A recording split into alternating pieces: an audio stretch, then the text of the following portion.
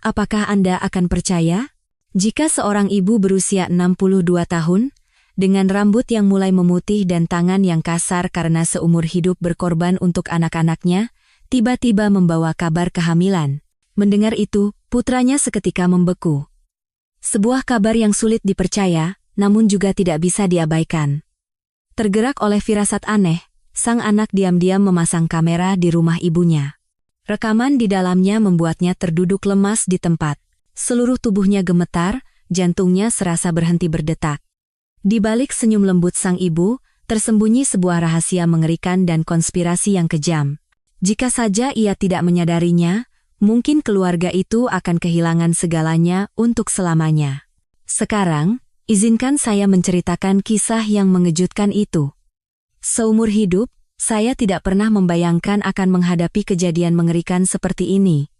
Ibu saya tahun ini berusia 62 tahun. Rambutnya sudah banyak dihiasi uban dan kerutan memenuhi wajahnya. Terutama kerutan dalam di sudut matanya, itu adalah jejak waktu dari perjuangan seumur hidup membesarkan anak-anaknya. Setelah ayah meninggal, ibu tinggal sendirian di sebuah rumah kecil di pinggiran kota Depok. Saya, istri, dan anak saya hanya sesekali menjenguknya. Namun, sekitar sebulan yang lalu, ibu tiba-tiba menelepon dan berkata ada hal yang sangat penting untuk dibicarakan. Suaranya yang bergetar membuat saya cemas. Saya takut jangan-jangan beliau sedang sakit. Ketika saya tiba di rumah, ibu menyuguhkan secangkir teh. Beliau menatap saya dalam diam untuk waktu yang lama, sebelum akhirnya mengucapkan satu kalimat yang membuat saya membeku. "Nak, ibu hamil." Saya pikir saya salah dengar. Jantung saya berdebar kencang dan kepala saya pusing. Seorang wanita berusia 62 tahun hamil? Itu adalah hal yang mustahil. Dengan suara gemetar, saya bertanya lagi, "Bu, apa? Apa itu benar?" Ibu menundukkan kepala, tangannya yang gemetar hanya memainkan cangkir tehnya. Beliau berkata sudah pergi ke dokter dan dokter telah memastikannya. Namun, yang membuat saya lebih terkejut adalah ibu sama sekali tidak mau memberitahu siapa ayah dari anak itu. Selama beberapa hari, saya tidak bisa tidur karena cemas. Berbagai pertanyaan muncul di kepala saya. Siapa pria itu? Mengapa ibu menyembunyikannya? Dan yang terpenting, bagaimana hal ini akan mempengaruhi nama baik keluarga kami? Istri saya, Dewi, juga sama terkejutnya seperti saya. Dengan tatapan curiga, ia berkata, "Jangan-jangan ibu kena tipu? Kamu harus cari tahu dengan jelas." Saya tidak ingin mencurigai ibu saya sendiri. Namun, secara rasional, saya tahu saya harus mengetahui kebenarannya. Setelah gelisah selama beberapa malam, saya memutuskan untuk memasang sebuah kamera kecil di ruang tamu rumah ibu. Saya menyamarkannya dengan rapi agar ibu tidak menyadarinya. Saya berharap bisa menemukan petunjuk setelah mengamatinya selama beberapa hari. Rekaman hari pertama menunjukkan semuanya normal. Ibu membersihkan rumah, memasak, dan menonton TV. Namun, pada malam ketiga, sekitar pukul 10 malam, saya melihat seorang pria paruh baya masuk ke rumah ibu. Ia mengenakan topi baseball yang menutupi wajahnya dan langkahnya sangat cepat. Yang membuat punggung saya merinding adalah ibu sama sekali tidak terkejut, seolah-olah sudah menunggunya dan membukakan pintu untuknya. Keduanya berbisik sangat pelan, jadi saya tidak bisa mendengar apa yang mereka bicarakan. Sesaat kemudian, pria itu memberikan sebuah amplop berisi sesuatu kepada ibu, dan keduanya duduk berdampingan di meja. Saya melihat tangannya diletakkan di bahu ibu saya. Jantung saya berdetak seperti orang gila, dan tangan saya yang memegang ponsel untuk memutar video menegang. Amarah dan kebingungan bercampur aduk. Siapa dia? Mengapa ibu bersikap begitu akrab? Dan apakah pria ini ada hubungannya dengan kehamilan ibu? Saya memutuskan untuk tidak langsung bertanya pada ibu. Saya butuh bukti yang lebih kuat. Namun, saya tidak pernah membayangkan bahwa apa yang akan saya lihat pada malam berikutnya tidak hanya akan mengejutkan saya, tetapi juga akan menjerumuskan saya ke dalam keputusasaan yang terasa seperti tanah di bawah kaki saya runtuh. Malam itu, saya tidak bisa tidur sama sekali. Setiap kali saya memejamkan mata, bayangan pria asing itu duduk sangat dekat dengan ibu saya muncul dengan jelas. Setelah ayah meninggal, ini pertama kalinya saya melihat ibu begitu dekat dengan seseorang. Hati saya kacau balau, dipenuhi rasa penasaran, amarah, dan ketakutan. Jika hal ini diketahui orang luar, bagaimana para tetangga dan kerabat akan memandang ibu dan keluarga kami? Keesokan paginya, saya bertingkah seperti biasa, mengantar anak saya ke sekolah, berpamitan dengan Dewi, dan berpura-pura berangkat ke kantor. Namun, langkah kaki saya menuju ke arah yang berbeda. Saya memutuskan untuk mengunjungi rumah ibu lebih awal dari biasanya untuk memeriksa situasi. Saat tiba, gerbangnya tertutup. Saya berdiri sejenak sebelum mengetuk pintu. Ibu membukakan pintu dengan ekspresi sedikit terkejut, tetapi segera tersenyum cerah. "Tumben datang pagi-pagi sekali, Nak." Saya melihat sekeliling rumah, semuanya rapi dan tidak ada yang aneh. Saya ingin bertanya secara tidak langsung, tetapi ketika melihat mata lembut ibu yang berkerut, tenggorokan saya tercekat dan saya tidak sanggup mengatakannya. Saya hanya mengalihkan pembicaraan, menanyakan tentang kesehatan dan pola makannya. Malam itu, saya kembali memeriksa rekaman kamera. Pada waktu yang hampir sama, pria itu muncul lagi. Tapi kali ini, lampu di dalam rumah terang, sehingga saya bisa melihat wajahnya dengan jelas. Pria itu berusia pertengahan 50-an dengan wajah terbakar matahari, mata yang dalam, dan dahi yang lebar. Ia masuk ke rumah, meletakkan topi baseballnya di meja, dan mengeluarkan sebuah kotak obat dari sakunya. Ibu menerimanya dengan tatapan penuh terima kasih. Mereka berbicara lebih lama dari sebelumnya, dan ibu bahkan menyuguhkan teh untuknya. Saya merasakan keakraban yang lebih dari sekadar teman. Saat pria itu hendak pergi, ibu mengantarnya sampai ke gerbang. Mereka bertukar beberapa kata lagi, lalu tiba-tiba pria itu memegang tangan ibu. Ibu tidak menarik tangannya. Saat melihat adegan itu, jantung saya serasa jatuh. Saya mulai merasa takut. Bukan karena ibu telah menemukan teman bicara. Itu seharusnya menjadi hal yang membahagiakan. Tetapi situasi ini terlalu aneh. Terutama dalam kondisi hamil di usia 62 tahun. Semua yang dikatakan ibu beberapa hari lalu berputar-putar di kepala saya seperti teka-teki yang tak terpecahkan. Pada malam kelima, saya mengatur kamera agar memiliki fungsi deteksi gerakan dan mengirimkan notifikasi ke ponsel saya. Lewat pukul 10, ponsel saya berdering, memberitahukan ada gerakan terdeteksi di ruang tamu rumah ibu. Saya segera membuka video siaran langsung. Pria itu berdiri di samping ibu, memegang setumpuk dokumen. Ibu menunduk untuk menandatanganinya, wajahnya menunjukkan sedikit kegelisahan. Pria itu menunjuk satu bagian dari dokumen sambil mengatakan sesuatu, lalu tiba-tiba ia melihat sekeliling, seolah takut ada yang mengintip. Saya menahan napas. Setelah selesai menandatangani, ibu mengembalikan dokumen itu padanya. Pria itu dengan hati-hati memasukkannya ke saku dalam jasnya, lalu dari saku lain ia mengeluarkan amplop tebal dan memberikannya kepada ibu. Ibu menerimanya dan mengangguk pelan. Pada saat itu, perasaan saya bukan lagi sekadar penasaran. Itu adalah ketakutan yang meluap-luap. Dokumen apa itu? Mengapa mereka melakukan transaksi uang selarut ini? Saya segera mengirim pesan singkat ke istri saya. Ada urusan mendadak, sepertinya akan pulang telat. Kemudian saya mengendarai mobil menuju rumah ibu, namun, ketika saya tiba, rumah itu sunyi seolah tidak ada seorang pun yang berkunjung, gerbangnya tertutup dan sebagian lampu di dalam rumah sudah padam. Ketika ibu membukakan pintu, ekspresinya tenang.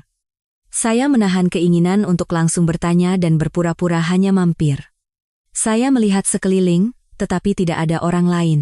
Setelah kembali ke rumah, saya memutar ulang rekaman yang baru saja terekam. Pria itu pergi tak lama setelah saya meninggalkan kantor.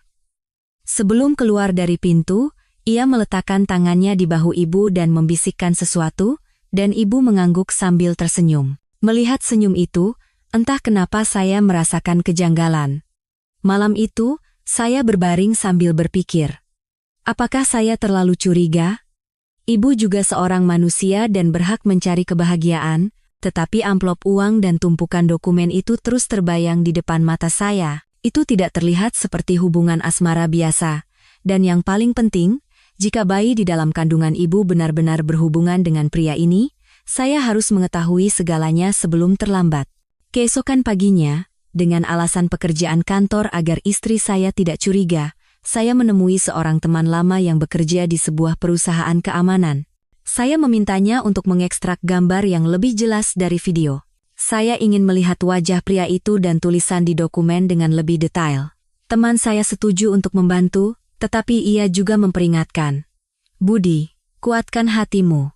Beberapa kebenaran, setelah kamu tahu, tidak akan pernah bisa membuatmu kembali seperti dulu. Saya tersenyum paksa, tetapi di dalam hati, firasat buruk mulai muncul. Saya tidak pernah membayangkan bahwa kebenaran yang akan saya hadapi akan mengubah segalanya. Siang itu, saya duduk di sebuah kafe dekat rumah, dengan cemas menunggu kabar dari teman saya, Agus. Cuaca Jakarta di musim hujan terasa sejuk, tetapi hati saya terasa panas karena gelisah. Saya terus melihat ke arah pintu, dan setiap kali ada yang masuk, jantung saya berdebar kencang. Akhirnya, Agus muncul sambil membawa laptop. Wajahnya jauh lebih serius dari biasanya. Duduklah. Aku sudah coba perbesar dan ekstrak gambarnya, kata Agus sambil meletakkan laptop dan memutarnya ke arah saya. Tapi, kamu harus tenang.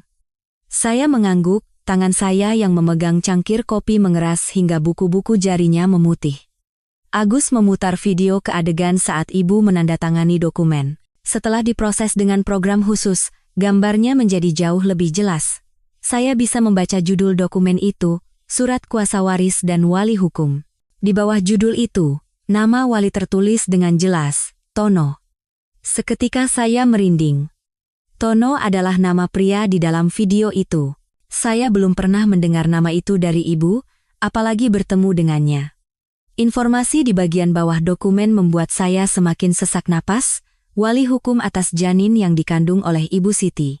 Pria itu bukan hanya seseorang yang berhubungan dengan ibu, tetapi ia tercatat sebagai wali hukum untuk anak yang bahkan belum lahir. Badai pertanyaan menerjang pikiran saya. Mengapa ibu membuat dokumen seperti ini? Hubungan apa sebenarnya yang mereka miliki? Dan anak siapa sebenarnya itu?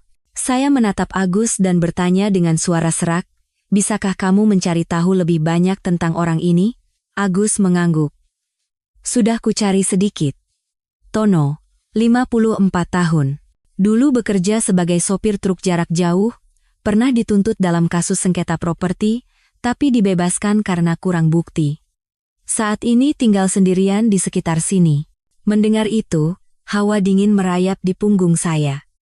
Mengapa orang seperti ini muncul dalam kehidupan ibu saya sekarang? Saya teringat beberapa bulan lalu ibu pernah berkata bahwa ia butuh seseorang untuk membantu di kebun karena badannya sedang tidak enak. Apakah pria itu mendekatinya sejak saat itu? Saya pulang ke rumah sore itu, tetapi hati saya tidak tenang. Istri saya yang melihat saya keluar bertanya, "Ada masalah apa, Mas?" Saya tidak sanggup mengatakan yang sebenarnya. Saya takut ia akan terkejut atau tidak sengaja membocorkannya kepada orang lain.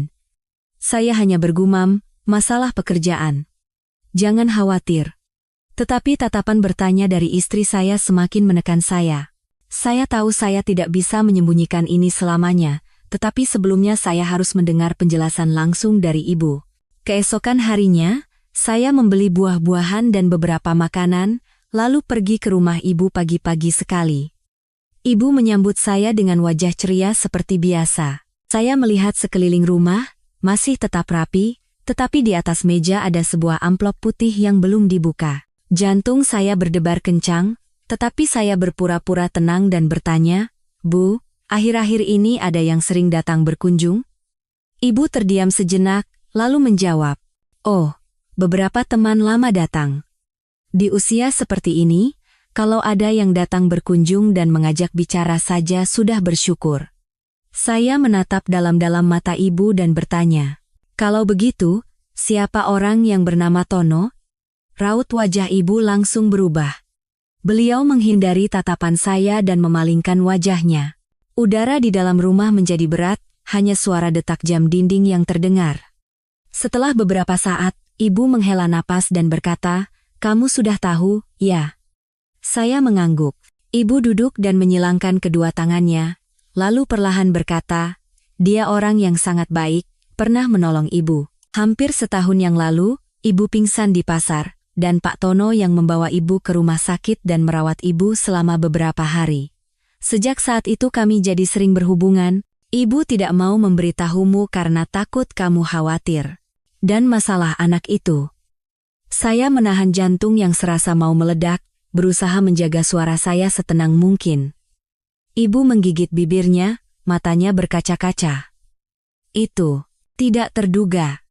Ibu tidak pernah berpikir ini mungkin terjadi di usia seperti ini. Tapi begitu mendengar kabarnya, ibu tidak tega. Saya duduk diam. Di satu sisi, saya merasa kasihan pada ibu yang mengalami guncangan mental dan fisik yang begitu besar di usia senjanya. Tetapi di sisi lain, amarah membuncah. Mengapa beliau tidak memberitahu saya sejak awal? Mengapa harus terlibat dengan orang seperti Tono? Saya bertanya terus terang kepada ibu, apakah beliau yakin pria itu tulus? Ibu terdiam lama, lalu berkata, "Ibu percaya pada karma, Nak. Orang yang baik pada kita, harus kita hargai." Jawaban ibu bukannya menenangkan saya, malah memperbesar ketakutan bahwa ibu mungkin sedang dimanfaatkan. Terlebih lagi, saya tahu tentang dokumen warisan itu. Saya ingin memberitahu ibu segalanya. Tapi jika saya melakukannya, apakah ibu akan berpikir saya mencampuri urusan pribadinya? Malam itu, saya memutuskan untuk mengamati lebih jauh. Tetapi pada saat yang sama, saya juga tahu bahwa semakin saya ragu, bahayanya semakin besar. Ada sesuatu yang jauh lebih kelam tersembunyi di balik semua ini, dan firasat itu terus mendesak saya. Dan hal itu bisa berdampak langsung tidak hanya pada ibu, tetapi juga pada saya dan keluarga kecil saya. Malam itu, saat saya memeriksa kamera lagi, saya hampir menjatuhkan ponsel. Kali ini, selain Tono, ada seorang wanita asing. Usianya sekitar akhir 40-an, rambutnya dicat merah, dan pakaiannya mencolok. Mereka duduk di meja bersama ibu dan berbicara lama. Wanita itu sesekali melihat sekeliling, seolah waspada. Lalu, ia mengeluarkan tumpukan dokumen lain dari tasnya. Dokumen itu diletakkan di depan ibu. Saya memperbesar gambar dan melihat logo sebuah bank. Jantung saya serasa berhenti. Jangan-jangan mereka menipu ibu untuk menandatangani surat pinjaman atau perjanjian agunan? Saat gambar itu berhenti di layar, saya sadar saya tidak bisa menunda satu detik pun lagi. Kebenaran yang akan saya ungkap mungkin akan mengguncang seluruh keluarga, tetapi jika saya tetap diam, saya akan kehilangan ibu dengan cara yang tidak pernah dibayangkan oleh siapapun. Malam itu, saya tidak bisa tidur sama sekali. Wanita berambut merah dan tumpukan dokumen bank itu menghantui pikiran saya seperti mimpi buruk. Saya berguling-guling di tempat tidur, mendengar napas teratur istri saya di samping, tetapi hati saya terasa terbakar. Saya tahu betul, jika saya tidak bertindak sekarang, ibu akan terseret ke dalam pusaran yang tidak bisa ia lepaskan, dan saat itu terjadi, semuanya akan di luar kendali. Keesokan paginya, saya berpura-pura mengantar anak ke sekolah, lalu langsung menuju rumah ibu. Di dalam mobil, saya terus berpikir bagaimana cara mendekatinya agar ibu tidak bersikap defensif atau mencoba menyembunyikan sesuatu. Ketika saya tiba, gerbangnya sedikit terbuka, dan dari dalam terdengar suara percakapan. Saya mendekat dengan hati-hati dan bersembunyi di samping teras. Suara ibu, suara Tono, dan suara wanita berambut merah yang saya lihat kemarin terdengar bercampur. "Jangan khawatir, Bu. Cukup tanda tangan di sini, uangnya akan langsung cair." "Apa yang perlu dikhawatirkan?" Suara wanita itu manis seperti madu, tetapi nadanya mendesak. "Rumah ini masih atas nama ibu, kami hanya butuh surat jaminan." Ibu terdiam sejenak, lalu berkata pelan, "Tapi saya takut anak saya tahu." Tono menyela, suaranya seolah menenangkan. "Anak ibu tidak akan setuju. Dia tidak akan mengerti. Tapi ini kesempatan bagus untuk kita mendapatkan biaya hidup selama kehamilan dan mempersiapkan masa depan anak kita. Percayalah pada saya." Meskipun saya mendengarkan dari luar, keringat dingin mengalir di tubuh saya. Biaya hidup? Masa depan anak? Mereka menggunakan nyawa di dalam kandungan ibu untuk membujuknya menandatangani dokumen yang bisa membuatnya kehilangan segalanya. Saya tidak tahan lagi. Saya mendorong pintu dan masuk. 3 orang di dalam terkejut dan menoleh. Ibu berkata dengan panik, kenapa kamu di sini jam segini? Saya langsung berjalan ke meja, mata saya tertuju pada tumpukan dokumen, dan berkata, saya ingin tahu, dokumen apa yang akan ibu tanda tangani. Wanita berambut merah itu buru-buru memasukkan dokumen ke dalam tasnya, dan Tono menghalangi jalan saya, berpura-pura tenang. Ini urusan orang tua, anak muda tidak usah ikut campur. Saya membalas dengan suara rendah, Anda bukan keluarga kami, jadi Anda tidak berhak melarang saya. Ini ibu saya. Udara di dalam ruangan menegang seperti tali busur, ibu bangkit dan menarik lengan saya. Budi, sudah. Pulanglah. Biar ibu yang urus ini. Saya menatap ibu, mata saya terasa panas. Bu, bagaimana saya bisa membiarkan ibu menghadapi ini sendirian? Orang-orang ini sedang membujuk ibu untuk menggadaikan rumah. Apa ibu tidak sadar? Ibu terdiam, matanya goyah. Wanita berambut merah itu segera menyela, Anda salah paham. Ini hanya pinjaman kecil, tidak akan berpengaruh pada kepemilikan rumah. Saya menatapnya dengan suara dingin seperti es. Saya melihat logo bank di dokumen itu, dan saya tahu betul bahwa istilah pinjaman kecil hanyalah kata-kata manis untuk menyembunyikan risiko besar. Tono mulai kehilangan kesabarannya. Kamu menyelidiki kami? Saya tidak menjawab, hanya menatap lurus ke matanya. Tatapannya bukan lagi tatapan seseorang yang ingin membantu ibu, melainkan tatapan orang yang rencananya terbongkar. Akhirnya, ia menyeringai. Kamu pikir bisa menghentikan ini? Ibumu lebih percaya padaku daripada padamu. Kata-kata itu menusuk dada saya seperti pisau. Ibu menatapnya dengan ekspresi bingung, lalu menatap saya dengan mata penuh konflik. Saya sadar bahwa terus berdebat di sini hanya akan membuat ibu semakin bingung. Saya mengambil napas dalam-dalam, menahan amarah, dan berkata, Bu, tolong jangan tanda tangani apapun sampai saya memeriksanya dengan teliti. Setelah itu, saya berbalik dan keluar, tetapi saya tidak langsung pulang. Saya berdiri di tikungan gang, mengeluarkan ponsel, dan menelepon Agus. Suara saya terdengar rendah. Tolong cari semua informasi tentang pinjaman atau properti atas nama ibuku, dan selidiki identitas wanita berambut merah itu secara detail. Agus menjawab singkat, Oke. Serahkan padaku. Sore harinya, Agus mengirimkan setumpuk dokumen kepada saya. Saya membukanya, dan jantung saya berdebar kencang. Nama asli wanita itu adalah Rina. Ia memiliki catatan pernah dituntut atas tuduhan menjadi perantara pinjaman ilegal dan terkait dengan sindikat penipuan yang menargetkan lansia di daerah pinggiran. Modus mereka adalah mendekati lansia yang tinggal sendirian, menjanjikan pinjaman berbunga rendah, lalu menggunakan dokumen yang rumit untuk menjebak korban agar menggadaikan properti mereka. Saya meremas tumpukan dokumen itu, tangan saya gemetar.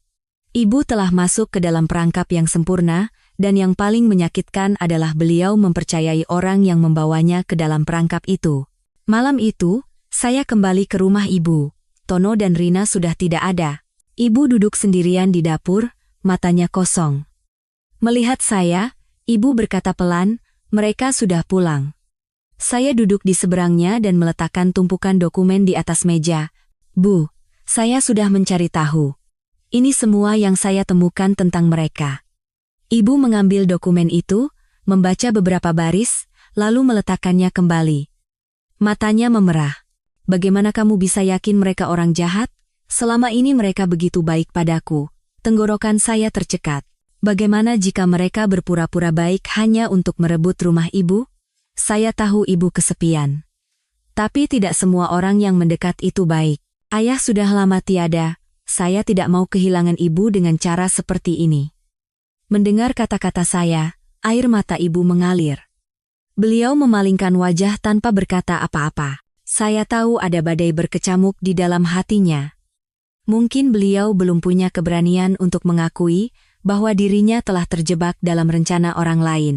Tapi setidaknya, saya telah menanam benih keraguan di hatinya, dan itu akan menjadi titik awal untuk menyelamatkannya. Malam itu, saya memutuskan untuk melakukan sesuatu yang lebih berani. Daripada hanya memantau dengan kamera, saya akan merekam semua percakapan antara ibu dan kedua orang itu untuk mendapatkan bukti yang tak terbantahkan. Saya tahu, begitu kebenaran terungkap, ibu tidak akan bisa mempercayai mereka lagi. Tetapi saya juga menyadari bahwa untuk sampai ke titik itu, saya harus menghadapi kenyataan yang jauh lebih menyakitkan. Malam itu, setelah meninggalkan rumah ibu, saya langsung pergi ke toko elektronik milik seorang teman dan membeli sebuah alat perekam suara yang sangat kecil serta kamera tersembunyi berbentuk jam dinding. Dalam perjalanan pulang, jantung saya terus berdebar kencang. Ketegangan dan kekhawatiran bercampur aduk. Saya tahu, saya sedang berjalan menuju konfrontasi tanpa kompromi. Jika saya membuat kesalahan sekecil apapun, bukan hanya ibu, saya pun bisa berada dalam bahaya. Keesokan paginya, dengan dalih memeriksa lampu dan stop kontak, saya mampir ke rumah ibu. Saya juga membawa jam dinding yang baru saya beli dengan santai. Ibu tidak curiga sama sekali, bahkan senang jam tuanya diganti dengan yang baru. Saya menggantung jam itu tepat di tengah ruang tamu, tempat semua percakapan terjadi, dan menyembunyikan perekam suara dengan rapi di dalam laci meja. Hari itu, saya makan siang bersama ibu. Itu adalah hidangan sederhana, hanya ikan goreng, sambal, dan lalapan, tetapi saya merasakan masih ada dinding tak kasat mata di antara kami. Ibu menghindari topik tentang Tono dan Rina, dan saya bersikap santai agar beliau tidak waspada. Sore harinya, saya kembali ke rumah dan menghubungkan kamera tersembunyi itu dengan ponsel saya. Saya mengaturnya dalam mode rekam berkelanjutan dan bersiap menerima notifikasi jika ada gerakan yang terdeteksi. Sekitar pukul 9 malam, layar ponsel saya tiba-tiba menyala. Saya segera membuka video siaran langsung. Di dalam video, Tono dan Rina duduk di seberang ibu. Di atas meja ada tumpukan dokumen baru. Melalui perekam suara Rina terdengar jelas. Ibu Siti, ini adalah perjanjian agunan pinjaman. Cukup tanda tangan di sini, dalam beberapa hari ibu akan menerima uang dalam jumlah besar dari bank. Ibu ragu-ragu. Tapi seperti yang sudah saya katakan, saya ingin menunggu sebentar. Anak saya. Tono segera menyela, suaranya terdengar rendah dan menekan. Anak ibu tidak tahu apa-apa. Dia hanya memikirkan dirinya sendiri.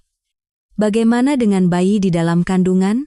Apakah ibu tidak apa-apa jika saat ia lahir, tidak ada persiapan apapun? Mendengar itu, darah saya serasa mendidih.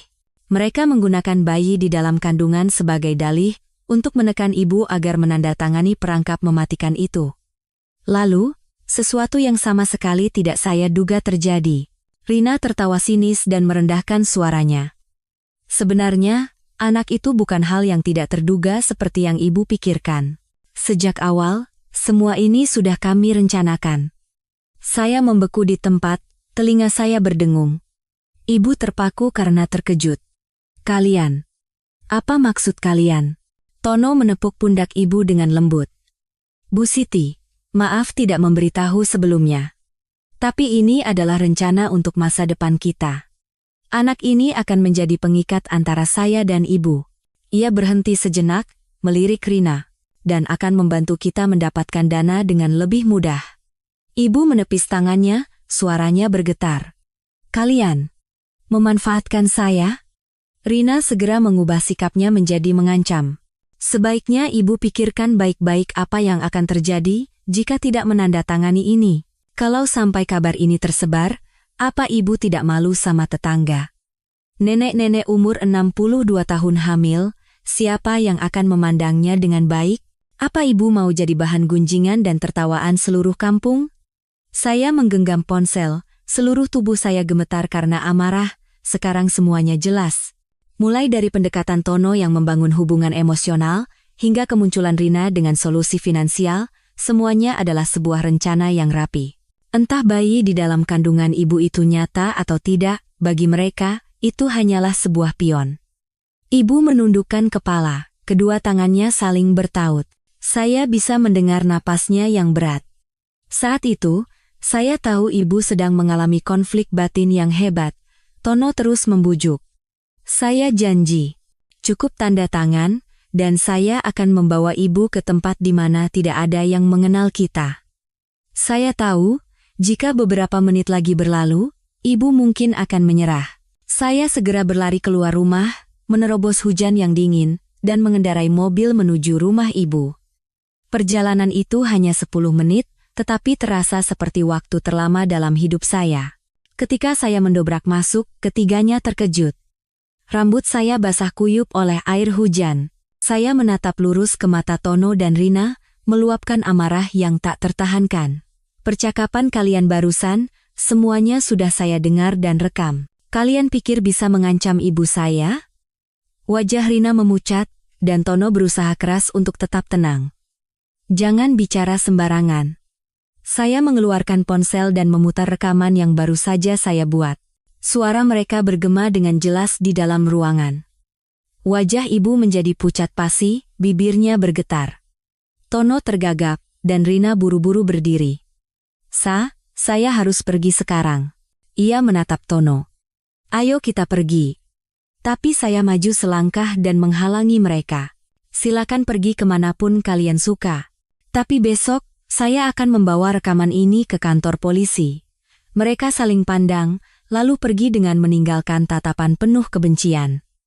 Setelah pintu tertutup, ibu terduduk lemas di kursi dan menangis. Nak, kamu mendengar semuanya. Saya berlutut di sampingnya dan memegang tangannya. Bu, tolong percaya saya sekali ini saja. Orang seperti mereka tidak mencintai ibu atau bayi di dalam kandungan. Mereka hanya memikirkan keuntungan mereka sendiri. Ibu menutupi wajahnya dan terisak. Saya tahu air mata itu adalah campuran dari rasa sakit, malu, dan penyesalan. Tetapi pada saat yang sama, saya juga tahu bahwa mulai sekarang, saya harus berada di sisinya dan melindunginya, apapun yang terjadi. Malam itu, saat kembali ke rumah, saya mendengarkan kembali rekaman itu. Setiap kata terasa seperti pisau yang menusuk dalam ke hati saya. Saya tidak tahu apa kebenaran tentang bayi di dalam kandungan, tetapi saya yakin bahwa untuk menyelesaikan masalah ini, saya harus menggalinya sampai ke akar. Bahkan jika itu berarti harus menghadapi kebenaran yang paling menyakitkan sekalipun. Sejak hari itu, saya hampir tidak bisa tidur. Setiap kali saya memejamkan mata, bayangan ibu yang menangis sambil menutupi wajahnya muncul dengan jelas. Rasa kasihan terhadap ibu dan amarah terhadap mereka bercampur aduk. Saya ingin sekali memeluknya, tetapi pada saat yang sama, saya juga ingin segera mengungkap kebenaran dan mengakhiri semua ancaman. Namun, semakin saya berpikir, satu pertanyaan terus berputar di kepala saya, apakah bayi di dalam kandungan ibu benar-benar ada? Atau itu hanya bagian dari siasat Tono dan Rina? Saya tahu betul bahwa kehamilan alami di usia 62 tahun hampir mustahil, tetapi saya tidak bisa mengambil kesimpulan begitu saja. Jika itu benar, maka kesehatan ibu berada dalam bahaya serius. Jika tidak, itu berarti mereka telah merancang sebuah sandiwara yang rumit untuk menipu ibu. Apapun itu, saya harus memastikannya. Keesokan paginya, saya membeli sekeranjang buah dan beberapa suplemen, lalu pergi ke rumah ibu. Matanya bengkak seperti habis menangis semalaman, dan ia masih terlihat lelah. Saya berkata selembut mungkin, Bu, hari ini kita ke rumah sakit, ya. Apapun situasinya, kesehatan adalah yang utama. Awalnya ibu menolak dengan berbagai alasan, seperti sibuk dengan urusan rumah atau tidak mau pergi jauh, tapi saya bersikeras. Saya berkata terus terang, kalau ibu tidak mau pergi, saya akan panggil dokter ke rumah. Tapi saya ingin tahu hasil yang pasti agar tidak ada lagi yang bisa menggunakan masalah ini untuk mengganggu ibu. Mendengar itu, ibu terdiam sejenak, lalu mengangguk. Saya menghela napas lega dan membawa ibu ke sebuah klinik kandungan terkenal di kota, tempat seorang teman istri saya bekerja sebagai dokter. Dokter itu, teman istri saya, melihat dokumen dan mendengar cerita singkat dari saya, lalu mengerutkan kening. Di usia ini, jika benar-benar hamil, risiko komplikasinya sangat tinggi, tapi akan saya periksa dengan teliti. Saya menunggu di luar, jantung saya berdebar cemas. Setiap suara kecil dari dalam membuat saya tegang. Sekitar 30 menit kemudian, dokter memanggil saya masuk, ibu duduk di kursi, ekspresinya terlihat bingung. Dokter menatap saya dan berkata dengan suara serius, saya sudah melakukan USG dan tes darah dasar, dan hasilnya. Ibu Anda tidak dalam kondisi hamil. Saya tercengang. Tidak mungkin. Ibu bilang beliau sudah diperiksa oleh dokter lain sebelumnya. Dokter itu menghela napas. Ada kemungkinan seseorang sengaja memberikan diagnosis yang salah, atau menggunakan beberapa trik untuk membuat ibu Anda percaya begitu. Berdasarkan data saat ini, tidak ada tanda-tanda kehamilan sama sekali, justru menunjukkan bahwa beliau sudah lama memasuki masa menopause. Saya menoleh ke arah ibu. Beliau menunduk, tangannya yang gemetar diletakkan di atas lutut, dan air mata mulai mengalir. Beliau berbisik, "Jadi, semua itu bohong?" Saya mendekat dan menggenggam erat tangan ibu. "Bu, inilah kebenarannya. Mereka menggunakan ini untuk mengeksploitasi kepercayaan ibu." Ibu menangis lebih keras, karena marah dan malu. Saya tidak menyalahkannya. Orang yang memasuki usia senja mudah membuka hati pada perhatian orang lain, dan mudah bersandar pada kehangatan kecil yang mereka yakini nyata. Saya hanya merasa lebih kasihan karena ibu harus menanggung semua guncangan ini sendirian. Setelah keluar dari rumah sakit, saya mengantar ibu pulang dan menyuruhnya beristirahat. Tetapi saya tahu saya tidak bisa berhenti di sini. Langkah selanjutnya adalah menemukan bukti bahwa Tono dan Rina telah merekayasa seluruh cerita ini untuk menipu. Karena jika hanya dengan kata-kata, mereka bisa saja menyangkal dan mencari cara lain. Malam itu, saya menghubungi Agus dan menceritakan semua hasil pemeriksaan. Agus terdiam sejenak, lalu berkata, "Ini seperti modus penipuan yang terencana. Mereka menciptakan situasi yang membuat korban panik, lalu menawarkan solusi sambil memasang perangkap. Aku akan coba cari mata rantai pertamanya." 3 hari kemudian, Agus mengirimkan beberapa foto dan sebuah video singkat kepada saya. Di dalam foto, Tono dan Rina sedang berbicara dengan seorang pria asing di sebuah warung kopi di pinggir jalan. Dalam video, mereka terlihat berdiskusi alot, lalu mengeluarkan selembar kertas dengan gambar USG. Saya langsung mengenali formatnya, sama persis dengan yang ibu tunjukkan pada saya saat pertama kali memberitahu kabar kehamilan. "Ini aku rekam waktu kebetulan melihat mereka minggu lalu," kata Agus di telepon. Pria itu teknisi USG di sebuah klinik kecil, pernah dilaporkan karena memanipulasi hasil tes. Saya mengepalkan tangan. Semuanya mulai menjadi jelas. Mereka telah memalsukan hasil USG untuk membuat ibu percaya bahwa ia hamil. Dan dengan dalih itu, mereka mencoba mengakses kekayaan ibu melalui perjanjian pinjaman terselubung. Saya tahu saya harus bertindak cepat sebelum mereka mencari mangsa lain atau menghilangkan bukti. Saya berdiskusi dengan Agus. "Bisakah kita mengatur pertemuan agar bisa merekam percakapan di mana mereka mengakui rencana mereka?" Agus mengangguk. "Bisa. Tapi kita butuh seseorang yang mereka percaya untuk berpura-pura menjadi klien atau rekan bisnis untuk menggali informasi." Mendengar itu, saya teringat pada istri saya, Dewi. Meskipun saya khawatir akan keselamatannya, Dewi adalah wanita yang cerdas dan pandai mengatasi situasi. Setelah saya menceritakan semuanya, Dewi berpikir sejenak, lalu berkata, "Aku akan melakukannya. Asalkan kamu dan Mas Agus ada di dekatku untuk berjaga-jaga." Rencana disusun dengan cepat. Dewi akan menyamar sebagai seorang wanita parubaya yang baru saja ditinggal mati suaminya dan memiliki sejumlah besar uang, tetapi ingin berinvestasi tanpa sepengetahuan anak-anaknya dan meminta saran dari Rina. Umpan ini pasti akan menarik minat Rina. Pada hari yang ditentukan, saya dan Agus duduk di sudut sebuah kafe. Peralatan rekam suara dan video sudah siap. Ketika Rina muncul, wajahnya dihiasi senyum cerah, sangat berbeda dari saat ia berhadapan dengan saya. Percakapan berjalan lancar, dan Dewi dengan cerdik mengungkit cerita tentang seorang temannya yang berhasil mendapatkan pinjaman dengan berpura-pura hamil di usia tua berkat bantuan Rina. Rina tertawa lebih licik dan berkata, "Siapa ya nama teman ibu?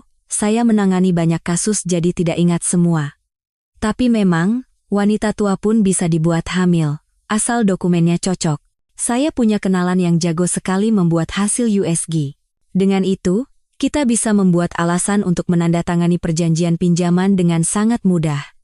Hanya dengan satu kalimat itu, saya tahu saya telah mendapatkan potongan puzzle yang penting.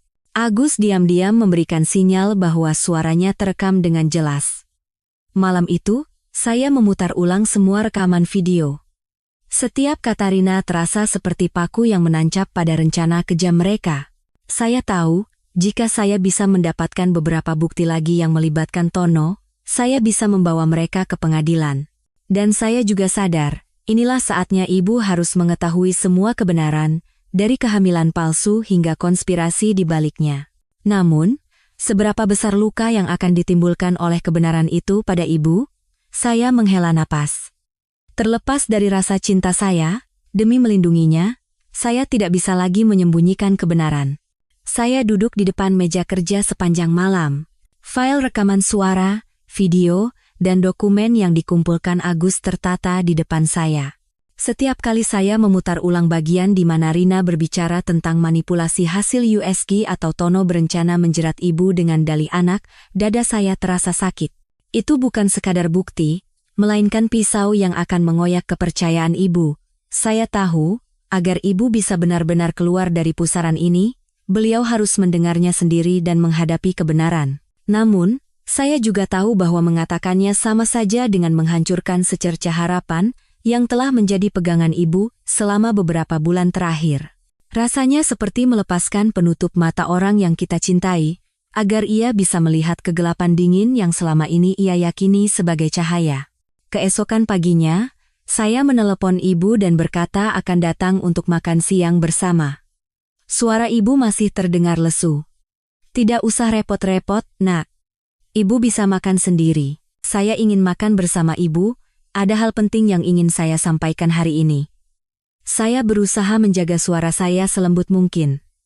Ketika saya tiba, saya membawa sebuah tas kecil berisi semua bukti. Saat ibu sedang memasak sup di dapur, saya meletakkan tas itu di atas meja dan duduk, melihat punggung ibu yang tampak semakin kurus, dengan rambut berubannya yang tergerai di bahu, hati saya semakin sakit. Bu, setelah ibu mendengar semua yang akan saya sampaikan, jika nanti ibu mau menyalahkan saya akan terima. Saya berkata tanpa mengalihkan pandangan dari wajahnya. Ibu sedikit terkejut, tetapi tetap duduk di seberang saya. Saya membuka tas dan mengeluarkan tumpukan dokumen, foto, dan ponsel yang sudah siap memutar file rekaman. Bu, ingat hari waktu saya mengajak ibu ke rumah sakit? Saya memulai perlahan. Hasilnya hari itu sudah pasti. Ibu tidak hamil. Dokter itu teman istri saya, ibu bisa percaya padanya, kan? Ibu sedikit mengangguk, pandangannya tertunduk. Lalu, apakah ibu tidak ingin tahu mengapa sebelumnya ada hasil USG yang mengatakan ibu hamil? Saya menatap lurus ke mata ibu. Ini adalah rekaman percakapan Rina dengan klien barunya kemarin. Dari ponsel, suara Rina terdengar. Saya punya kenalan yang jago sekali membuat hasil USG. Dengan itu, kita bisa membuat alasan untuk menandatangani perjanjian pinjaman. Ibu sedikit gemetar, kedua tangannya meremas ujung bajunya. Saya mengeluarkan foto saat Tono dan Rina bertemu dengan teknisi USG dan memutar video saat mereka membahas dokumen. Bu, lihat, semuanya sudah direncanakan. Tono mendekati ibu, berpura-pura perhatian, merekayasa cerita, dan menipu ibu agar menandatangani surat agunan rumah. Rina yang mengatur semuanya dari belakang. Ibu menunduk, air mata mengalir dari matanya. Saya tahu beliau merasakan sakit dan malu secara bersamaan. Ibu yang seumur hidup berdagang dan mengerti seluk-beluk dunia, ibu yang tidak pernah mudah ditipu oleh siapapun, merasa hancur karena telah termakan oleh modus yang begitu terang-terangan. Saya melakukan ini bukan untuk menyakiti ibu. Suara saya tercekat. Tapi saya takut jika saya diam, mereka akan kembali dengan modus lain. Bagaimana jika ibu kehilangan rumah? Ibu mau tinggal di mana? Ibu terdiam lama. Saya bisa mendengar dengan jelas suara detak jam dan desau angin di bawah atap. Lalu, ibu mengangkat kepalanya. Matanya masih basah oleh air mata, tetapi tatapannya berbeda. Nak, maafkan ibu. Ibu terlalu mudah percaya pada orang dan hati ibu terlalu lemah. Di usia seperti ini, kalau ada yang memperhatikan dan mengkhawatirkan. Ibu tidak bisa melanjutkan kata-katanya dan menelan air matanya. Ibu pikir rasa sepi akan berkurang. Ibu bodoh. Saya menggenggam erat tangan ibu. Saya mengerti. Bu, semua orang butuh sandaran. Tapi sandaran yang sesungguhnya adalah orang yang tidak memanfaatkan kelemahan kita untuk keuntungan pribadi. Di samping ibu ada saya dan cucu ibu. ibu tidak sendirian. Ibu menangis terseduh-seduh, lalu tiba-tiba memeluk saya erat seperti saat saya masih kecil. Tangisan itu adalah isak tangis, tetapi pada saat yang sama terasa lebih lega, seolah-olah sebuah beban berat telah terangkat. "Sekarang, apa rencanamu?" tanya ibu dengan suara serak. "Saya akan menyerahkan semua bukti ini ke polisi. Biar mereka yang menyelidiki dan menanganinya. Tapi sebelumnya, ibu harus berjanji pada saya. Jangan pernah bertemu, menerima telepon, atau membukakan pintu untuk mereka lagi jika mereka datang." Ibu mengangguk. Saya melihat tatapan yang lebih tegas di matanya, tidak lagi bimbang seperti sebelumnya. Siang itu, saya bersama Agus pergi ke kantor polisi setempat, menjelaskan seluruh situasi, dan menyerahkan bukti-bukti. Para penyidik menerima kasus ini dengan sangat serius dan berjanji akan menghubungi kembali jika ada informasi tambahan. Sore itu, saya tinggal di rumah ibu dan kami makan malam sederhana namun hangat. Setelah mencuci piring, ibu tiba-tiba berkata, "Nak, ibu sudah banyak membuatmu khawatir, tapi mulai sekarang, ibu tidak akan membiarkan siapapun memanfaatkan ibu lagi. Ibu tidak mau berurusan dengan Tono atau Rina lagi." Saya tersenyum. Hati saya terasa lebih ringan, tetapi perasaan cemas masih ada. Saya tahu betul orang seperti Tono dan Rina tidak akan mudah menyerah. Jika mereka kehilangan mangsa, mereka akan mencoba membalas atau menekan. Jika itu terjadi, saya harus siap. Malam itu, saya berbaring di tempat tidur di kamar lama saya di rumah ibu, mendengarkan suara tetesan hujan dari ujung atap. Aroma kayu tua dan selimut yang akrab mengingatkan saya pada kenangan yang damai. Namun, saya tahu bahwa hari-hari yang damai itu mungkin akan segera diuji. Beberapa hari kemudian, saat saya sedang di kantor, telepon dari ibu masuk, suara ibu bergetar. "Nak, mereka barusan datang ke depan rumah." Dan pada saat itu, saya sadar bahwa pertarungan yang sesungguhnya baru saja dimulai. Mendengar suara gemetar ibu di seberang telepon, jantung saya mulai berdebar kencang. Tanpa bertanya lebih lanjut, saya meraih kunci mobil dan berlari keluar kantor, meninggalkan tatapan heran rekan-rekan saya. Selama di perjalanan, hanya satu kalimat yang terus terngiang di kepala saya. "Nak, mereka barusan datang ke depan rumah."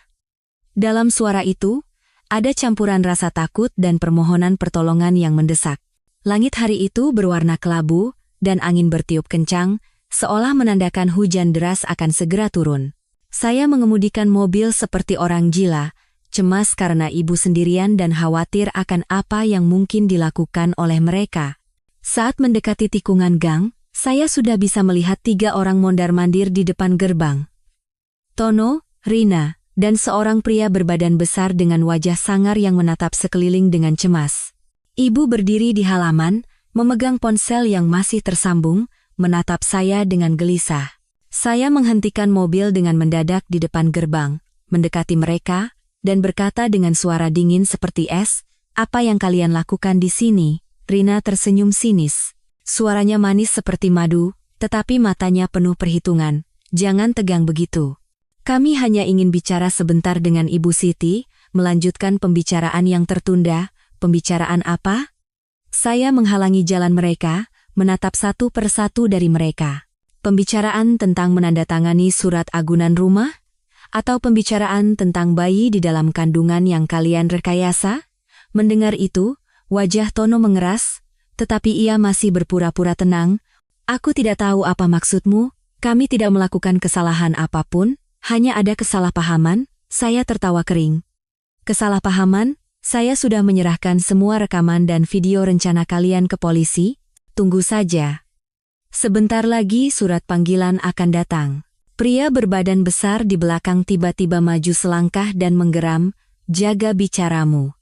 Jangan mentang-mentang punya beberapa lembar kertas, kamu merasa jadi jagoan." Ibu gemetar dan menarik lengan saya sedikit. "Nak, jangan berkelahi." Saya mencoba menenangkan ibu dengan menggenggam tangannya, lalu menatap lurus ke wajah pria itu. "Saya tidak mencari masalah, tapi saya akan melindungi ibu saya sampai akhir. Pergi dari sini sekarang juga sebelum saya lapor polisi." Rina mencibir, tetapi melihat saya tidak mundur sedikit pun, matanya goyah. Ia memberi isyarat kepada kedua pria itu dengan dagunya, lalu berbalik. Sebelum pergi, ia tidak lupa melontarkan kata-kata penuh makna. Kita lihat saja nanti. Siapa yang menang, belum ketahuan. Setelah mereka menghilang, barulah saya menoleh ke arah ibu. Ibu terduduk di kursi batu di halaman, tangannya masih gemetar. Saya mengambilkan segelas air dan memberikannya kepada ibu. Bu, jangan pernah bukakan pintu untuk mereka lagi. Meskipun mereka berteriak dari luar. Kunci saja pintu dan langsung telepon saya. Ibu mengangguk. Matanya masih penuh ketakutan, tetapi saya bisa membaca kepercayaan yang lebih kuat di dalamnya. Mungkin melihat saya maju melindunginya membuat ibu merasa bahwa ia tidak lagi sendirian. Siang itu, saya tinggal di rumah ibu. Saya memeriksa kembali kamera dan kunci gerbang, bahkan memasang bel pintu baru dengan layar agar ibu bisa melihat dengan jelas siapa yang datang. Tetapi kecemasan di hati saya tidak hilang. Saya tahu mereka tidak akan mudah menyerah. Sesuai dugaan. Keesokan malamnya saat saya sedang makan malam dengan ibu, ponsel ibu berdering dengan nomor tak dikenal. Ibu menatap saya, dan saya sedikit mengangguk. Ibu menerima telepon dengan mode pengeras suara. Suara Rina terdengar, kali ini tidak lagi manis. Ibu Siti, kalau terus keras kepala begini, kami akan sebarkan urusan ibu ke seluruh kampung. Kita lihat saja apa ibu masih bisa mengangkat kepala setelah itu. Saya merebut ponsel dan berkata, silakan saja. Percakapan ini juga akan saya serahkan sebagai bukti tambahan ke polisi. Rina langsung memutuskan telepon. Saya menyimpan nomor itu dan mengirimkannya ke Agus untuk diperiksa. Kurang dari 1 jam, pesan dari Agus masuk. Itu adalah nomor sekali pakai, tetapi pelacakan menara seluler bisa memperkirakan lokasi kasarnya. Saya berpikir lama. Mereka telah beralih dari bujukan ke ancaman. Itu berarti mereka terpojok. Tetapi ini bisa membuat mereka menjadi lebih berbahaya. Mereka bisa melakukan apa saja untuk membungkam atau menekan kami. Saya memutuskan untuk melaporkan semua perkembangan baru ini kepada penyidik yang menangani kasus ini dan sekaligus meminta perlindungan sementara untuk ibu. 2 hari kemudian, polisi memanggil saya dan ibu untuk memberikan keterangan tambahan. Mereka mengatakan sudah mulai mendapatkan kesaksian dari korban lain. Ternyata, Tono dan Rina telah menggunakan modus yang sama di beberapa tempat. Beberapa korban tidak berani melapor karena malu, tetapi berkat bukti dari saya, mereka mulai berani bersuara. Dalam perjalanan pulang, ibu menggenggam erat tangan saya. Nak, ternyata ibu hanya bisa mengandalkanmu. Dulu ibu bodoh, tapi sekarang ibu akan mendengarkanmu. Mendengar kata-kata ibu, mata saya terasa panas. Saya tahu, pertarungan ini belum berakhir. Tetapi saya telah berhasil menyelamatkan ibu dari ujung tanduk. Yang tersisa adalah mendampinginya sampai akhir. Malam itu, saya menginap di rumah ibu. Di luar, suara angin masih menerpa dahan-dahan pohon, tetapi hati saya menjadi lebih teguh. Saya tahu ibu sudah sepenuhnya berada di pihak saya. Mereka mungkin akan kembali, atau mencari cara lain. Tetapi kali ini, saya dan ibu tidak akan pernah lengah. Saya tidak tahu bahwa beberapa hari kemudian, mereka benar-benar akan melakukan tindakan nekat, dan jika saya tidak menghadapinya dengan tenang, segalanya bisa berbelok ke arah yang gelap dan tak terduga. Hanya 3 hari kemudian, apa yang saya takutkan menjadi kenyataan. Malam itu, saya masih menginap di rumah ibu untuk menenangkannya. Hujan turun deras, dan angin menghantamkan air hujan ke jendela dengan keras. Ibu baru saja selesai mencuci piring dan sedang menonton berita di ruang tamu ketika ponsel saya berdering. Itu Agus. Suaranya terdengar mendesak, berbeda dari ketenangannya yang biasa. Hati-hati. Aku baru dapat info kalau Tono dan Rina barusan muncul di sebuah warung kopi dekat situ dengan 2 orang asing. Samar-samar ku dengar mereka bilang harus segera menyelesaikan masalah untuk mendapatkan kembali dokumen. Saya secara refleks menggenggam ponsel dan melihat ke arah gerbang. Insting saya mengatakan mereka bisa datang kapan saja. Saya berkata pelan pada ibu, "Bu, masuk ke kamar dan kunci pintu. Jangan keluar sebelum saya panggil." Ibu menatap saya dengan cemas, tetapi menuruti perkataan saya. Saya mematikan semua lampu di halaman dan hanya menyisakan satu lampu kuning redup di ruang tamu. Jantung saya berdebar kencang. Hujan di luar menelan semua suara, membuat suasana semakin mencekam. Sekitar 20 menit kemudian, suara mesin motor berhenti tepat di depan gerbang. Cahaya lampu depannya sempat menyapu halaman, lalu padam. Terdengar suara langkah kaki menginjak genangan air, diikuti suara logam beradu. Jelas sekali mereka sedang mengutak-atik kunci gerbang. Saya diam-diam mengambil tongkat kayu yang saya letakkan di belakang pintu. Suara pria yang rendah dan kasar terdengar. "Buka pintunya, kami hanya mau bicara sebentar." Saya tidak menjawab. Suara tajam lain menyusul. "Mungkin itu Rina. Kalau kamu terus keras kepala, besok seluruh kampung akan tahu cerita ibumu. Apa kamu tidak apa-apa dengan itu?" Saya mengambil napas dalam-dalam dan membuka sedikit pintu depan, dengan rantai pengaman masih terpasang. Kalau ada yang mau dibicarakan, bicara dari situ. Tidak ada yang boleh masuk ke rumah ini. Dari kegelapan, Tono melangkah maju. Jas hujannya menempel di bahu, air menetes darinya. "Kamu pikir semua selesai hanya karena kamu menyerahkan beberapa lembar kertas ke polisi? Kami juga punya cara untuk membuatmu menarik kembali laporan itu." Saya menatap lurus ke matanya. "Saya tidak akan menarik apapun. Dan jika kalian melangkah lebih dekat, saya akan langsung lapor polisi sekarang juga." Pria asing di sampingnya tiba-tiba tertawa sinis dan mendekat. "Lapor saja. Tapi polisi mungkin tidak akan sampai tepat waktu." Saya menggenggam erat tongkat, bersiap jika mereka nekat menyerang. Tiba-tiba, dari belakang saya terdengar suara ibu. "Pergi kalian semua dari sini, saya sudah tahu semuanya." Ibu berdiri tepat di belakang saya, memegang ponsel dengan mode rekam menyala. Di wajahnya tidak ada lagi ketakutan seperti sebelumnya, yang ada hanyalah ketegasan yang dingin. Rina sempat terkejut, tetapi kemudian menyeringai. "Cepat sekali berubah ya, Bu Siti. Tapi jangan pikir ibu sudah menang. Menang atau kalah tidak penting. Saya hanya melindungi rumah dan anak saya." Jawab ibu dengan suara tegas dan kuat. Saya bisa merasakan punggungnya sedikit gemetar, tetapi setiap kata-katanya menekan mereka.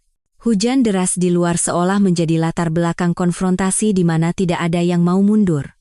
Tono melirik kedua pria yang dibawanya, lalu berkata dengan suara rendah kepada Rina, "Ayo pergi. Membuat keributan di malam hujan begini tidak akan ada gunanya." Rina tampak kesal, tetapi akhirnya berbalik. Mereka keluar dari gerbang, dan suara motor mereka menjauh ditelan suara hujan. Saya menghela napas lega, tetapi tidak lengah sampai bayangan mereka benar-benar hilang. Ibu meletakkan ponsel di atas meja dan terduduk di kursi, napasnya terengah-engah. "Nak, kalau kamu tidak ada hari ini, mungkin ibu." Saya memegang tangannya. "Jangan berpikir seperti itu. Ibu tadi sangat kuat." Sikap ibu itulah yang membuat mereka mundur. Kami duduk dalam diam sejenak, hanya mendengarkan suara tetesan hujan dari ujung atap. Saat itu, saya sadar bahwa ibu benar-benar telah berubah. Rasa takut masih ada, tetapi beliau bukan lagi orang yang terpojok dan gemetar karena ancaman. Malam itu, saya menelepon Agus dan menceritakan seluruh kejadian. Agus berkata dengan tenang, "Jelas mereka terdesak makanya bertindak seperti itu. Aku akan hubungi tim penyidik dan minta mereka memperketat pengawasan di sekitar rumahmu. Hati-hati selama beberapa hari ke depan." Saya berterima kasih pada Agus dan mengunci semua pintu dengan rapat sebelum tidur. Ibu sudah tertidur, tetapi saya gelisah. Di kepala saya, konfrontasi malam ini terus terulang.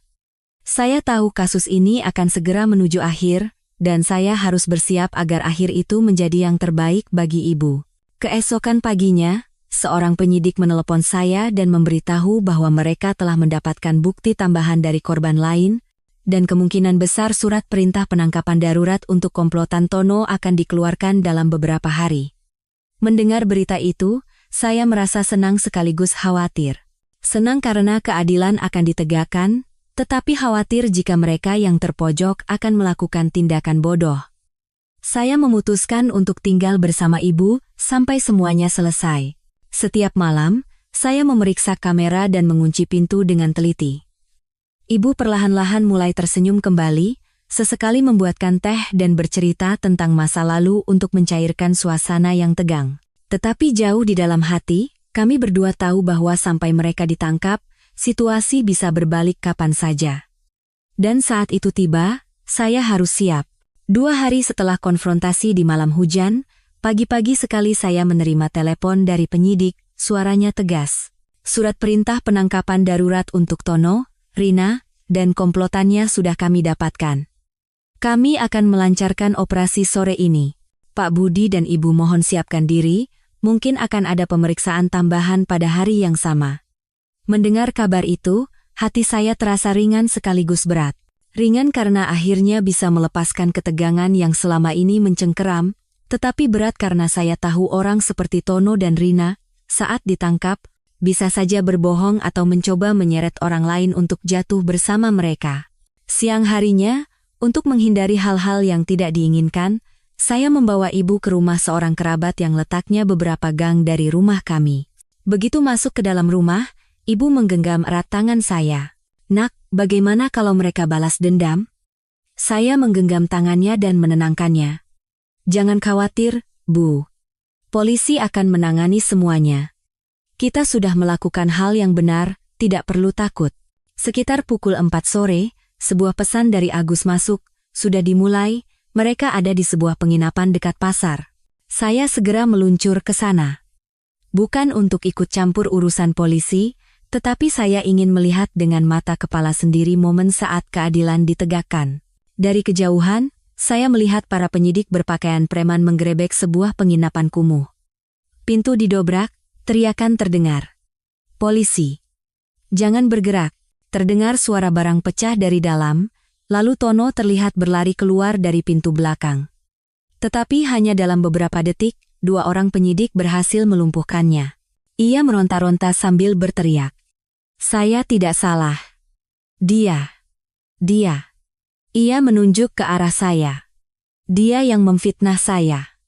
Mendengar itu, punggung saya merinding. Matanya merah, wajahnya beringas seolah ingin menerkam saya. Rina juga diseret keluar, rambutnya acak-acakan dan wajahnya pucat, tetapi mulutnya masih berteriak. "Kami hanya membantu, kami tidak menipu siapapun." Saya tidak menanggapi. Saya tahu berdebat sekarang tidak ada gunanya. Kebenaran sudah ada di dalam berkas penyelidikan. Tiba-tiba, seorang penyidik mendekati saya. "Anda putra dari Ibu Siti, kan? Kami baru saja menemukan beberapa dokumen dan uang tunai di kamar mereka. Di dalamnya ada salinan sertifikat rumah ibu Anda. Sepertinya mereka sedang mempersiapkan proses pemalsuan." Mendengar itu, kedua tangan saya terasa dingin. Jika saja saya tidak menghentikannya, rumah yang ibu tinggali itu mungkin sudah bukan lagi atas namanya. Saat mereka diseret pergi, Tono menoleh ke arah saya dan tersenyum miring. "Kamu pikir ini sudah berakhir? Masih banyak yang tidak kamu ketahui." Kata-kata itu mengejutkan saya, bukan karena takut, tetapi karena keraguan baru mulai tumbuh di hati saya.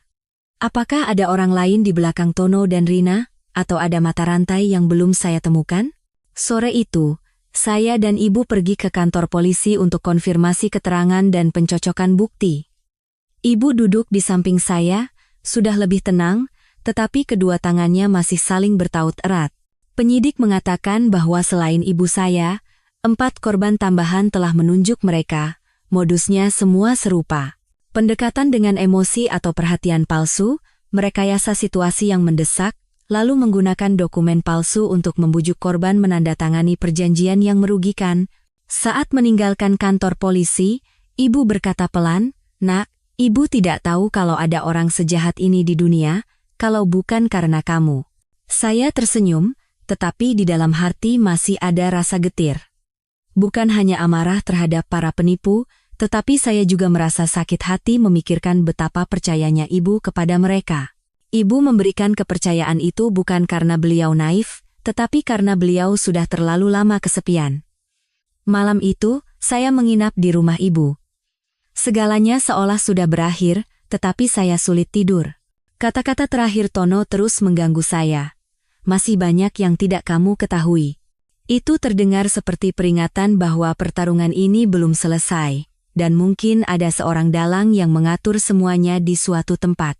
Saya memutuskan untuk berbicara dengan Agus keesokan paginya untuk menggali lebih dalam. Saya tidak bisa berhenti hanya dengan penangkapan mereka. Saya harus mencari tahu apakah ada orang lain yang mendapat keuntungan atau membantu mereka. Jika tidak, ibu dan korban lainnya masih belum benar-benar aman. Melihat ibu yang tertidur pulas, saya berjanji pada diri sendiri bahwa apapun yang akan terjadi, saya akan melanjutkannya sampai tidak ada lagi ancaman yang tersisa di sekitar ibu saya. Keesokan paginya, baru saja selesai sarapan dengan ibu, telepon dari Agus masuk. Suaranya rendah dan hati-hati. Tadi malam aku dengar dari informan pribadiku, Tono selama di tahanan terus merengek, minta dipertemukan dengan seseorang bernama Pak Anwar. Kabarnya, orang ini dalang sebenarnya, yang mengurus dokumen dan selalu mengambil bagian terbesar. Saya terdiam selama beberapa detik. Rasanya seperti selubung tipis yang selama ini menutupi kasus ini perlahan-lahan tersingkap. Siapa Pak Anwar itu? Tanya saya. Identitasnya belum jelas, tapi ada petunjuk. Dia bekerja di sebuah kantor notaris kecil sambil merangkap sebagai maklar properti, jawab Agus. Jika itu benar, ini menjelaskan bagaimana komplotan Tono bisa begitu mudah mendapatkan salinan sertifikat rumah ibuku dan membuat surat perjanjian palsu tanpa dicurigai. Saya teringat kata-kata Tono saat ditangkap, masih banyak yang tidak kamu ketahui. Yang tidak saya ketahui adalah dalang yang bersembunyi di kegelapan ini. Jika saya tidak menemukannya dan menghentikannya, ibu masih bisa berada dalam bahaya.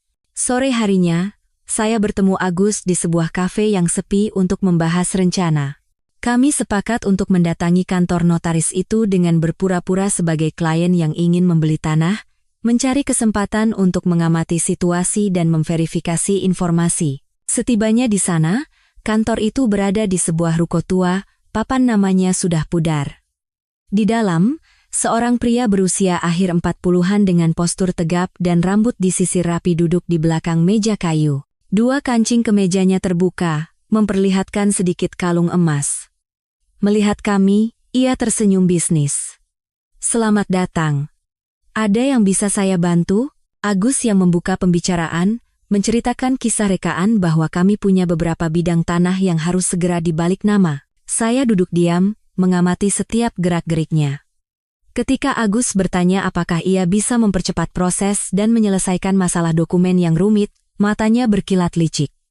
Urusan seperti itu, kalau memang sangat butuh, bisa saya atasi, katanya sambil merendahkan suara dan menarik kursinya lebih dekat.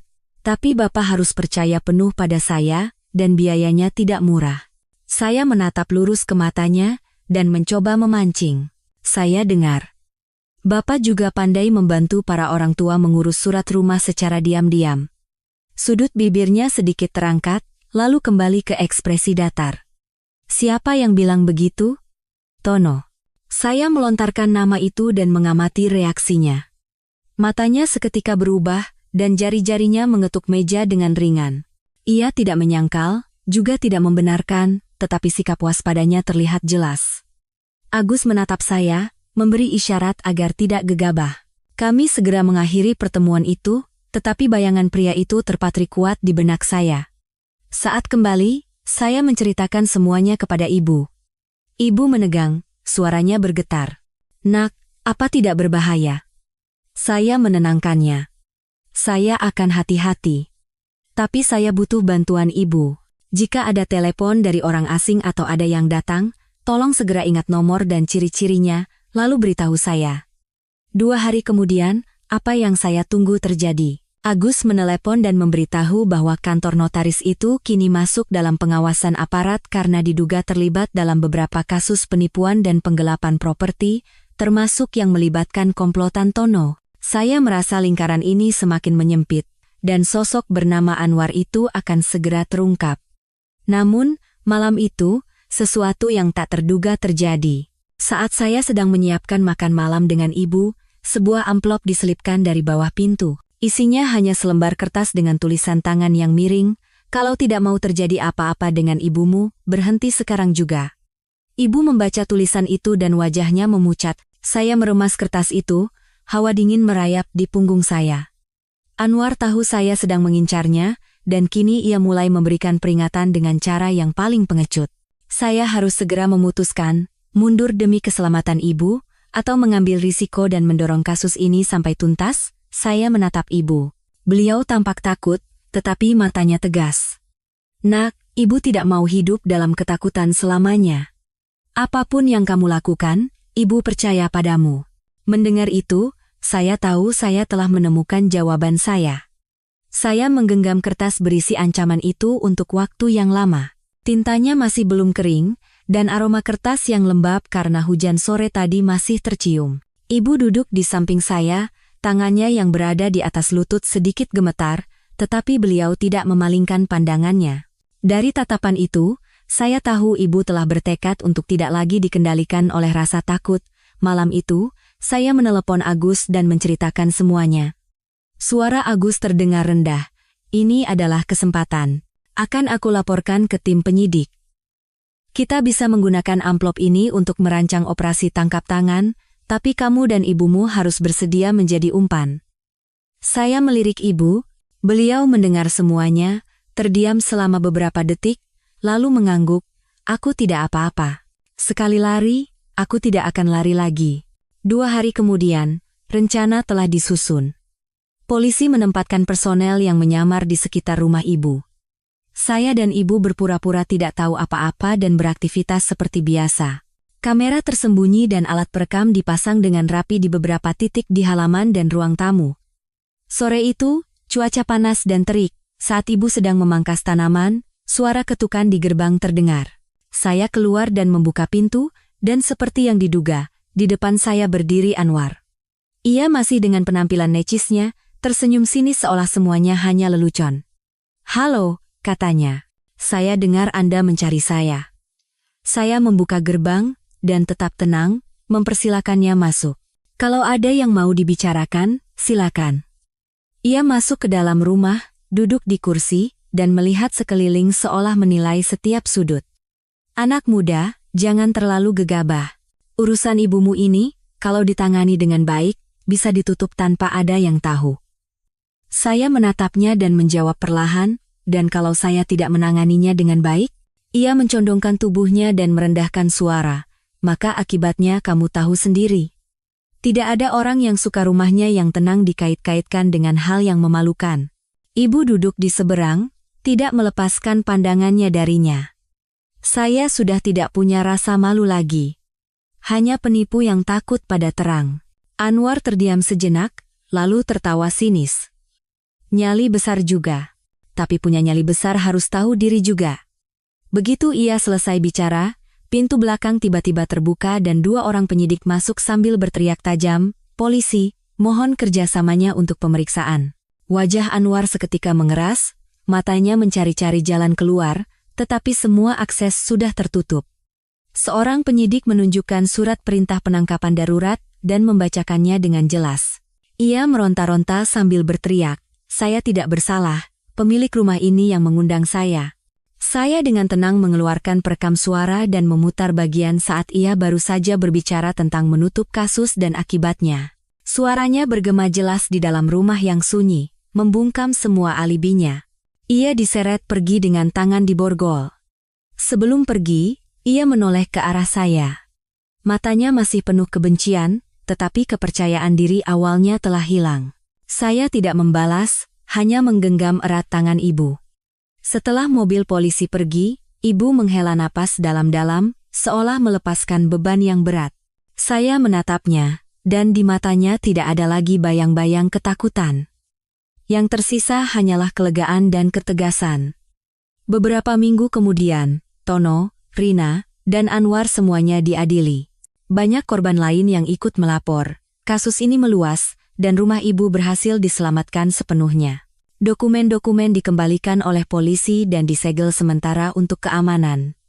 Suatu sore, saat saya sedang memperbaiki gerbang tua, ibu keluar membawa 2 cangkir teh dan duduk di samping saya. Beliau berkata pelan, "Nak, ibu dapat pelajaran besar kali ini, tidak semua orang yang mendekat itu baik. Justru saat hati kita lemah, kita harus semakin waspada. Saya menatapnya dan tersenyum. Saya juga belajar sesuatu. Seberat apapun masalahnya, selama kita bersama, tidak ada yang bisa memisahkan kita.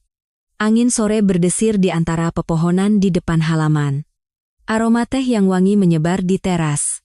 Badai telah berlalu, dan saya tahu bahwa mulai sekarang, saya dan ibu akan hidup dengan tenang, tetapi tidak lagi lengah seperti dulu. Saya menatap langit yang mulai diwarnai senja. Segalanya terasa sudah berakhir, tetapi ingatan akan hari-hari yang telah lewat akan menjadi peringatan seumur hidup bagi saya. Saya berjanji dengan teguh, tidak akan pernah lagi saya memberi kesempatan kepada siapapun untuk menyakiti ibu saya. Para penonton sekalian, kisah saya dan ibu saya berakhir di sini, tetapi gaung dan pelajarannya pasti akan menyertai saya seumur hidup. Sebuah kejadian yang tampaknya sepele, di mana ibu saya yang berusia 62 tahun tiba-tiba percaya bahwa ia hamil, ternyata adalah awal dari sebuah konspirasi penipuan yang direncanakan dengan rapi. Jika saya tidak menyadarinya tepat waktu dan mendampingi ibu, mungkin saya akan kehilangan rumah dan ketenangan hidup kami. Melalui proses ini, saya menyadari bahwa kepercayaan adalah hal yang berharga, tetapi bisa menjadi pedang bermata dua jika diletakkan di tempat yang salah. Terutama bagi para lansia yang merasa kesepian dan mendambakan perhatian, mereka sangat rentan menjadi target orang-orang jahat. Oleh karena itu, kita sebagai anak harus memberikan perhatian lebih kepada orang tua kita, tidak hanya secara materi, tetapi juga secara mental. Sering-seringlah berkomunikasi, dengarkan mereka, agar kita bisa menyadari perubahan sekecil apapun tepat pada waktunya. Jangan sampai kita baru menyadarinya setelah semuanya terlambat. Pelajaran terbesar dari kisah ini adalah untuk selalu waspada terhadap setiap janji yang terdengar terlalu indah untuk menjadi kenyataan. Sekalipun seseorang bersikap sangat baik dan menawarkan bantuan, jika itu menyangkut properti, surat-surat rumah, atau masalah uang, pastikan untuk memverifikasi informasi dan meminta pendapat dari banyak orang. Jangan takut untuk meminta bantuan hukum. Intervensi tepat waktu dari aparat penegak hukum adalah perisai terkuat yang melindungi kita dari modus-modus yang semakin licik. Saya juga berharap melalui video ini, semua yang memiliki orang tua lanjut usia dapat meluangkan lebih banyak waktu untuk mereka. Terkadang, satu panggilan telepon, satu kali makan malam bersama, atau beberapa obrolan yang menyenangkan bisa menjadi cara terbaik untuk mencegah orang tua kita mencari pelipur lara di tempat yang berbahaya. Dan jika Anda menghadapi situasi serupa, jangan biarkan rasa takut atau keraguan membuat Anda kehilangan kesempatan untuk melindungi orang yang Anda cintai. Bertindaklah dengan berani. Jika Anda merasa cerita ini memberikan pelajaran yang bermakna dan bermanfaat, silakan berlangganan saluran ini dan nyalakan notifikasi agar tidak ketinggalan video berikutnya. Setiap suka, bagikan, dan komentar dari Anda adalah dorongan besar bagi kami untuk terus menyajikan kisah-kisah nyata yang inspiratif dan berharga. Mari kita sebarkan bersama pesan untuk melindungi orang tua dan menjaga keluarga kita. Jangan biarkan orang jahat mendapatkan kesempatan untuk memanfaatkan celah emosional.